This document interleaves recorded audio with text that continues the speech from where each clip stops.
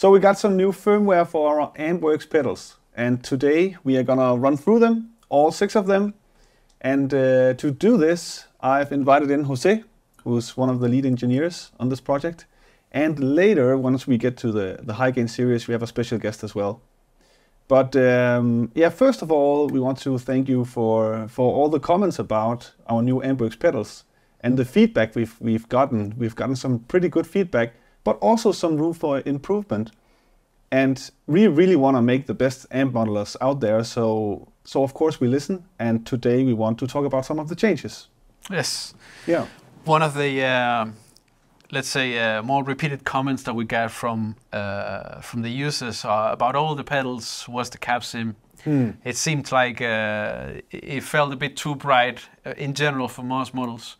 So we tweaked the IR specifically for each amp to get it to feed better its personality, but while reducing a little bit the sharpness it had. And then some of them have more individual modifications or little changes specifically that make sense for each pedal separately.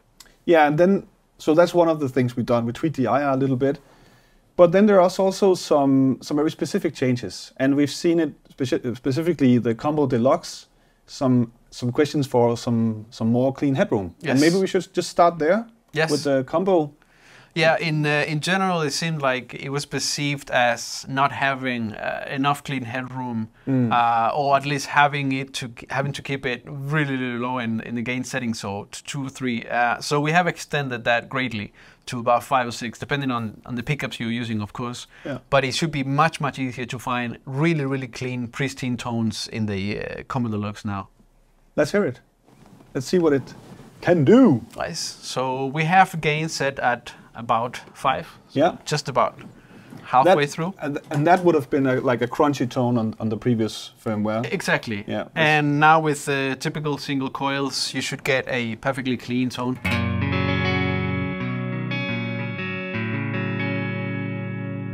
And if you want to get something crunchy, you can of course still crank it up, right? Which I will need to turn down then the level a little bit, but.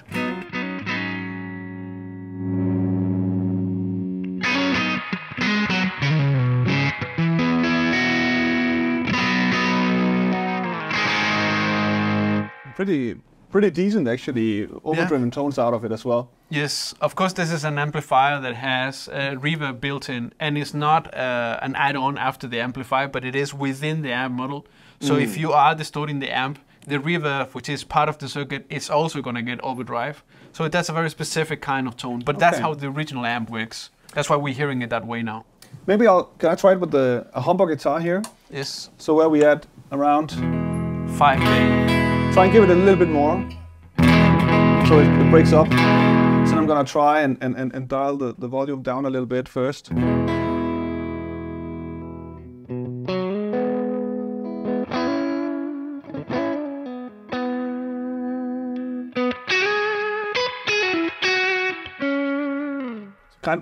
Quite responsive also.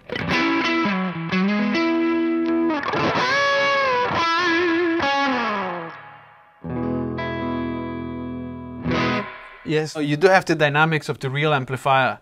Of course, in terms of volume, it depends on what you're going through, right? Monitors, real cabinets, but the dynamics of the input and the preamp and the power amp, all of it is just the same as in the amplifier. So it's extremely well reacting to your pickups and to your volume control, etc. Yeah, and also one of the things that's been changed is also the way it saturates. But maybe we should take a look at that once we hit to the DC30. Very good idea.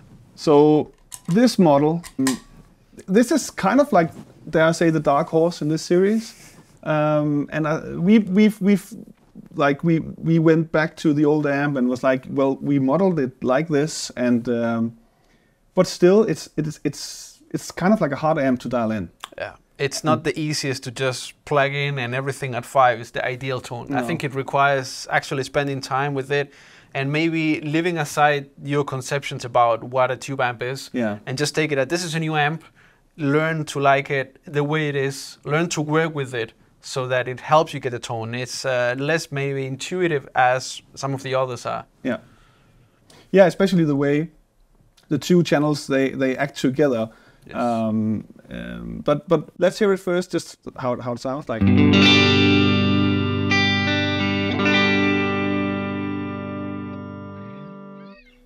A pretty decent crunchy tone already there. But the funny thing is, once you start to dial with the normal and the brilliant knob, the behavior changes completely. And it's just important to note that this is a part of the topology of the amp. Right? Exactly. The way that they both channels working in parallel react to each other means that there is a dependency between them, and moving one knob actually affects both channels. But that is the way the original amp is also supposed to work. And we, as you just said, we tried going back and forth in different changes and mods, but ultimately it seemed like the best choice to just leave it as the original. Yeah, so the only change we did to this amp is also the IR tweak. We made it a little bit rounder. And then also the saturation, so the tubes, right? We switched out the tubes to some bit more worn out ones, right? Exactly. So in this firmware update, we have gone back a little bit to the models and decided, okay, we did put, let's say, a very accurate model of all of the tubes, both preamp and power amp. But after the feedback we've gotten, we've decided to round up a little bit, let's say, the corners of the tubes. So we still have the same level of accuracy, but it would be equivalent to say that we have replaced them with tubes that are a little bit older and a little bit more worn out. Not completely, but just a touch, so they don't feel completely new and sharp. Maybe with the Strat we should try and hear how it breaks up and then how it cleans up again. So I'll push you in here. Yes.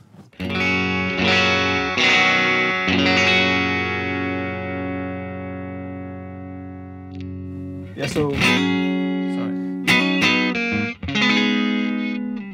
yeah, so it's the transition. The transition you want to notice that it's smoother now. Yes. Because the gain structure is not as sharp. Exactly. Right.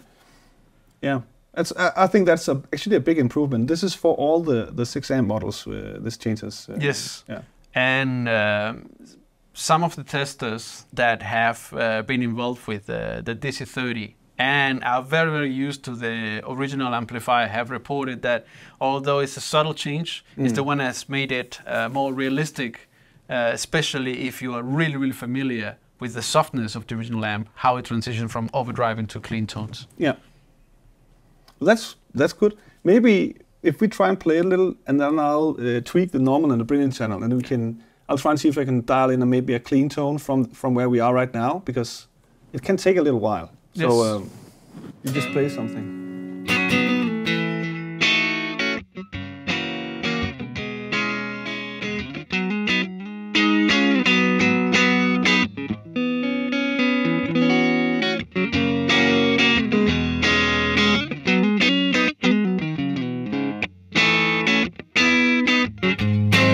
Yeah, try stop on the. So the weird thing is that even though I crank up the normal, I don't necessarily get more like a rounder tone. Not necessarily. It depends on where both knobs are positioned. Exactly. So it takes a while. You really have to play with these knobs, and also that the tone stack also depends on the position of the gain knobs. It's an extremely interactive amplifier. Yeah. As is the original. Yeah. And compared to the rest, is actually the way by far the most interactive. In the others, there's a lot more separation between gain stages, the tone stack, power amp, etc. The way the original amplifier, or the DC30, is designed, that is very, very different. Yeah. And it just shows through the model. And as we said, we decided to stay true to this, so we didn't change too much. We didn't try to beautify it. However, if you do have some suggestions, if you don't find this is the British tone you're looking for, let us know and come up with a suggestion, because we want to create these products for you. So we are happy to hear and take in your feedback. Indeed. Oh yeah.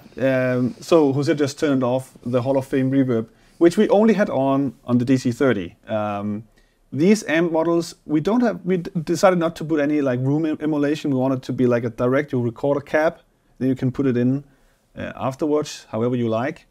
So when you hear it direct, it can be a little bit much in your face. So we had it on the DC30, and now we took it off when we go to the gyms. Want to hear the true sound of rock. Okay, I'm just gonna hit a chord on the bridge pickup.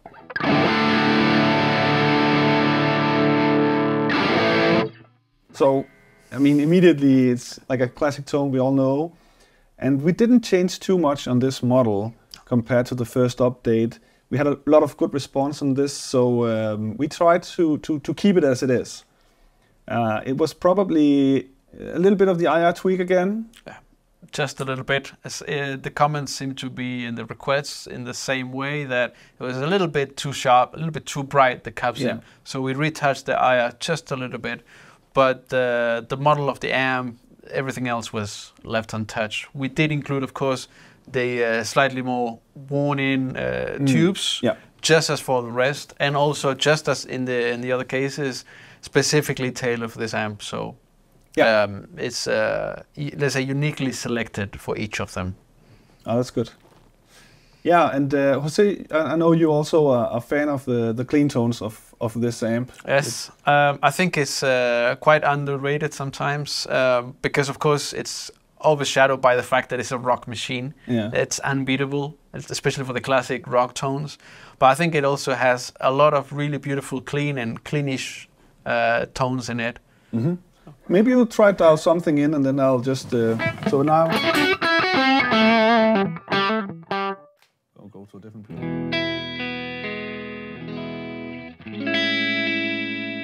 Maybe put on some reverb.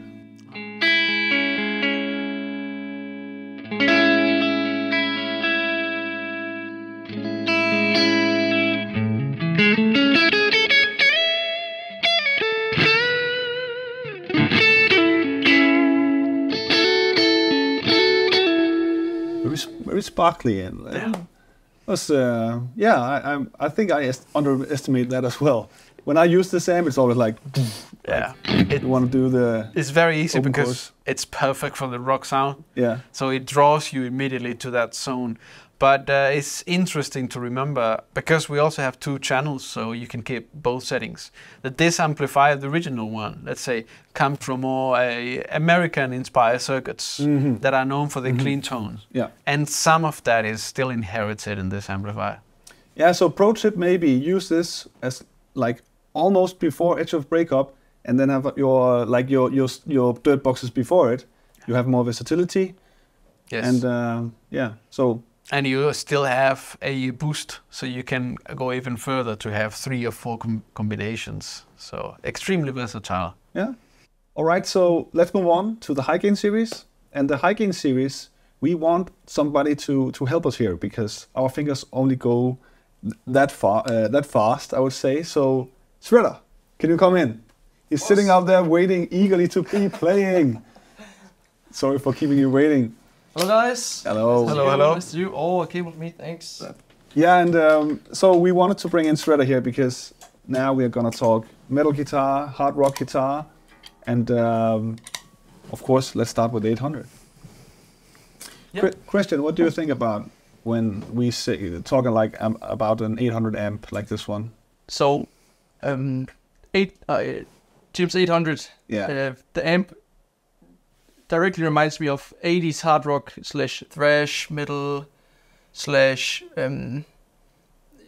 kind of very early metal stages of like the 90s also maybe perhaps. Yeah. But in essence a very nice distorted tone, but not like some of the modern amps we see now today, right? So yeah, some might not even call it a modern amp. Exactly. Right? It's I think we can classify it as a high gain amp, but it's in the lower range of the high gain amps, right? Oh, can we try and hear it?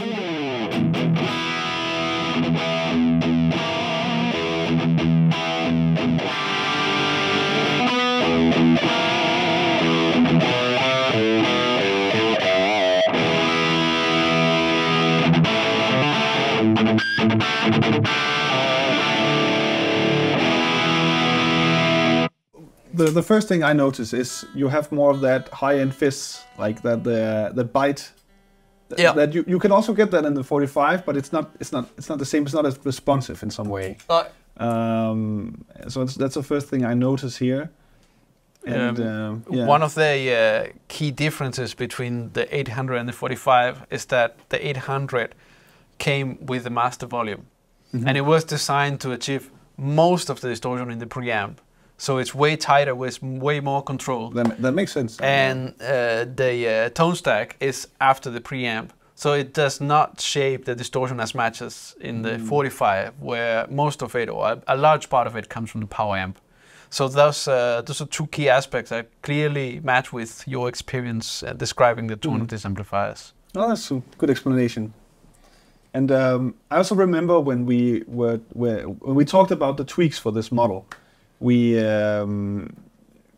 sort of like, okay, we want to make these amps a little bit round. It was like sort of like the general gist of some of the feedback. But with this one, we were also trying not to make it too round, because you want that bite to it. So it was more about giving it a little bit more in the low end.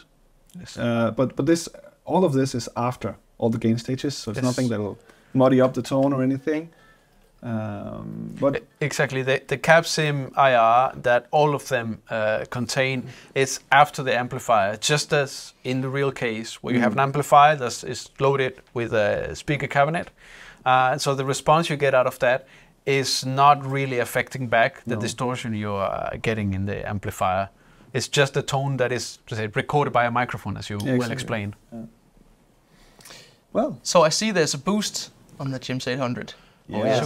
Should we try to give it a listen? Yes. Let's do that. In the 800, it's an amplifier that is very often combined with, let's say, an overdrive pedal or a booster, especially a mid-focus booster.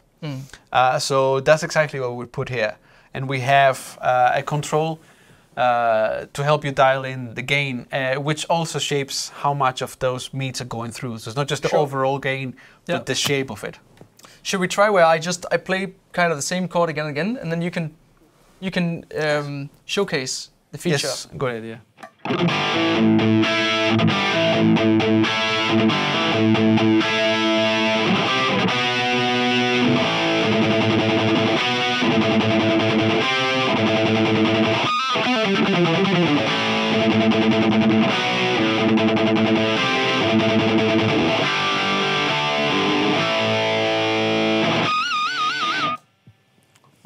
Right on. Yeah. Yeah, so it tightens it up even more. Tightens a bit up. Yes. Just like you would expect from a two screamer, yeah. Yeah, two screamer, yeah. Yeah. Fantastic. Let's move on. We have the dual rec. Yeah. And again, I want to ask you, Christian, what do you think about when you think of the dual rec? So I'm just drop tuning now, just so we can get the real beefy tones, right? Yeah. But dual rec is it's kind of the I guess the 90s, maybe beginning of the 2000s, right, where this was a very it still is, I guess, but very well used amp. And what you expect from this is a bit scoopy sounds, right? Super saturated as well, but you know, fat low end as well. A lot of low end, and we don't even have the bass up.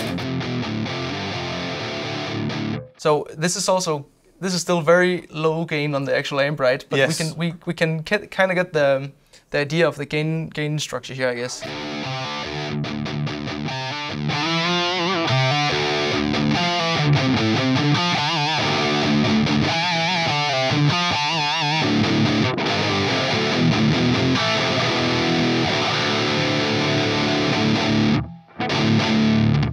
And we have an additional control in this amplifier to control the tightness, which is really the endless discussion when guitarists are talking about this amplifier, how tight it is, and putting boosters in front or overdrive pedals in front for that. So we do have that feature of a booster similar to the one in the 800, more mid-focused, cutting more bass to help tighten it up, increase the gain at the same time. But additionally, we have a tightness control, which is just shaping the bass and is precisely doing it in a way that this boosters in front or this overdrives in front would. Yes. So if you set it to 0, you basically have just a stock amplifier. And as you are going up, it is reshaping, cutting that bass, but just specifically that frequency band. Should we try and I just chuck away? Yes. That's the infamous chuck effect, right? Let's do that. So let's see. I just chuck a little bit away here, and then you can kind of dial the tightness. Yes. Yeah.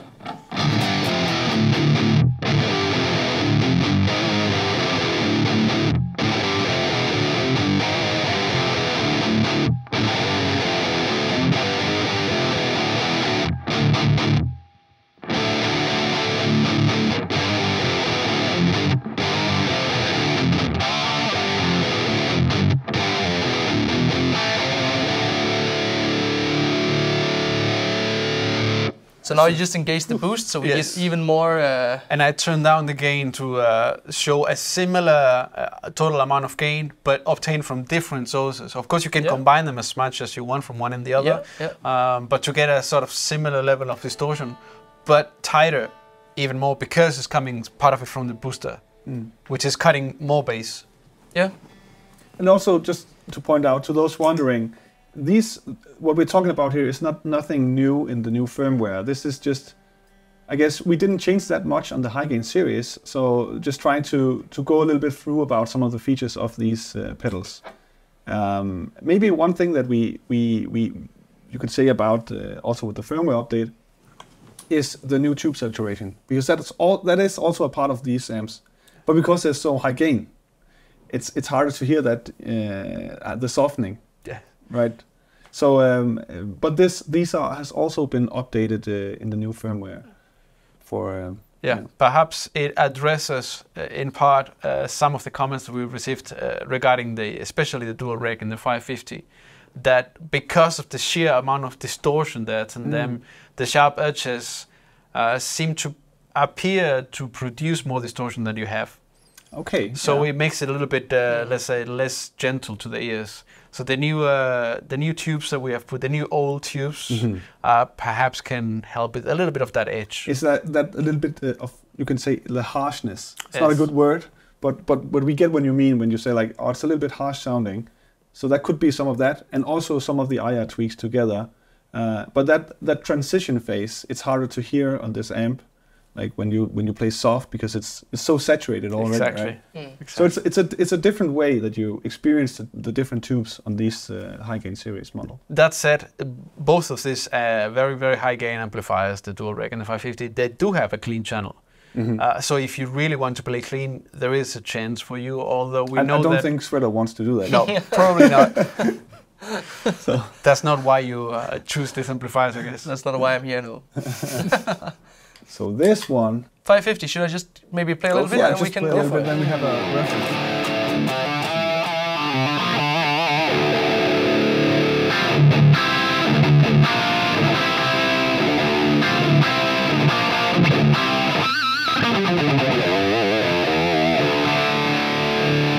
So what I was just trying to do there was just to see if we can get clarity of each individual note, while still having the high saturation, and that nails it perfectly, I would say. Yeah. It's very articulate. Yeah, exactly. Yeah. And also very focused in the distortion. It's like, I don't know how to describe it other than say it's almost like a clean way of distortion. Yeah. The clarity in the 550 seems actually higher than in the dual rec, even though there's so much distortion, actually even a bit more. But there's a different gain structure that allows for that high mids and treble to be more directly passing through. So you're also a little bit more naked then? Yes. So it's like, and so if you're a very precise player and you want to like articulate all your notes, then this could be a good one. Of course, this was also modeled after a famous amp made by a famous tab artist, right? Yeah. Should I tweak it a little bit while you play to show the gain range? Yeah, let's do that. Yeah. So I'm still just doing some drop D noodling here, but let's see how it goes out.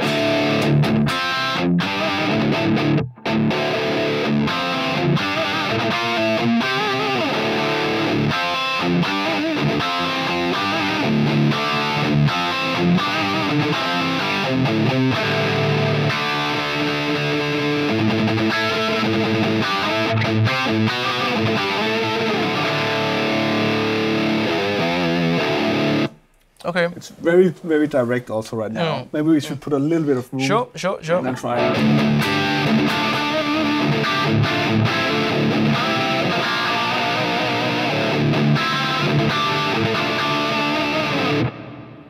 Yeah. Plenty of room there, but yeah, I think we get the. And if that isn't enough distortion, you can always use the booster. Yeah. Or the That is.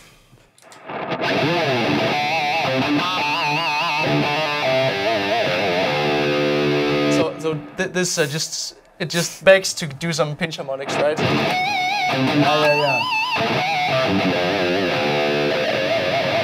Yeah. Incredible. Plenty of those. Yeah. Yeah. I think we went through them all, and I want to thank, of course, both of you for being a part of this little experiment. Yeah. I guess we are trying to see if we can do something a little bit more direct with you, our audience, because we want to have more engagement. We want to hear your thoughts and really listen and develop products for you. And I think this was a good exercise to hear your feedback after we released the product, and then try and find a new firmware that fits. And of course we can't meet every demand, and we're all different as guitar players, but be sure to put in your suggestions. Maybe you have one of these amps, maybe you consider buying one. We will make sure to answer your questions, put them down below here. And we also talked about doing like a Q&A session, so also watch out for that one. Put the questions down in the comment section so we can answer them for you later. Yeah. Let's do that, and all the firmwares, they are ready to download on our website, and we also put the links down below. Good. So remember to like and subscribe. Yeah, that's right. You have to say that in this kind of thing. Good. See you guys. Rock on.